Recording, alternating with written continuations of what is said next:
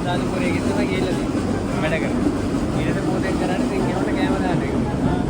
සිංහයා බලන්න එනවලු මිනිස්සු. ඊට පස්සේ තව ඉන්නවලු වලෙහි. වලෙහි ගෝරිල්ලා. මේ ගෝරිල්ලා නිකන් අර ඒ දෙන්නලු උන්ට පේපර්ස් අත්තු දෙන්නේ. ඊට පස්සේ දැන් වලහගේ මේ ගෝරිල්ලා කෝඩුවයි සිංහයා කෝඩුවයි එක ළඟලු තියෙන්නේ. ඊට උන් ටික කාලයකදී ගෝරිල්ලා වයසට ගිහිල්ලා ඌ මැරිලා. එතන ගෝරිල්ලා මැරුණාට පස්සේ පේනවා මම කතාව දන්නවා. ඒක පොඩු මල්සි දාන්න එපා. හරිද? ඔයාලා දාන මල්සි මට තේරෙනවා. ඊට පස්සේ ගෝරිල්ලා මැරිලා. ගෝරිල්ලා මැරුණාට පස්සේ දැන් මිනිස්සු එනවනේ බලන්න. මිනිස්සු බලන්න ආවට පස්සේ බලන්න සතෙක් නෑ.